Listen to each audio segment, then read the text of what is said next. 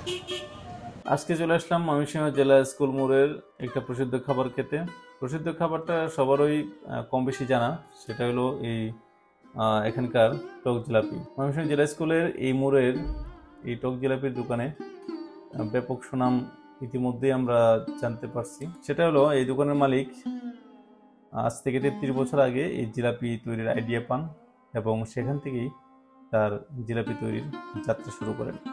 আজ থেকে 33 বছর আগে হঠাৎ একদিন আকম্বিক বৃষ্টি হয় ময়মনসিংহ শহরে এবং তার হোটেলের জন্য খাবার তৈরির যেই খামির তৈরি করা হয়েছিল সেটা পুরোপুরি শেষ না হয়, অনেকগুলো খামির থেকে যায় এবং সেই খামিরটা তিনি কী করবেন সেটার চিন্তায় তিনি একটা আইডিয়া বের করেন।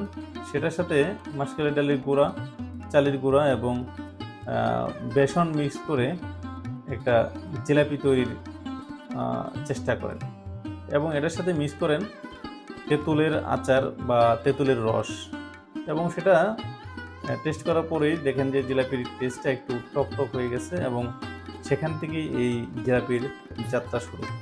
চলুন ওনার নিজের মুখে শুনি এই জিলাপি তৈরির গল্প।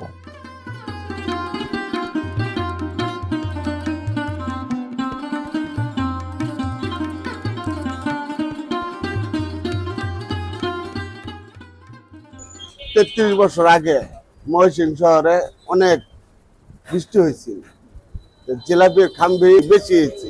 চালের গুঁড়া, ডালের গুঁড়া আর তেঁতুলের টক দিয়া পরে সন্ধ্যার পরে আমরা নিজেরাই বানাইয়া টেস্ট করছি যে কিরম লাগে। বানানো শুরু করলাম ওই খাম্বির দ্বারে ওই আগের দিন রাত্রে আমরা কইরে থুই দিই, পরের দিন এই খাম্বির দ্বারে দিয়া ওই ডালের গুঁড়া, চালের গুঁড়া, মাছের ডাল আর কি আর বেসন এসব দিয়ে আর কি আপনার ওই জিলাপিটা তৈরি করা হয়। এই ইফতারের সময় না খাইলে মানুষের তৃপ্তি আসে না বলে রোজা।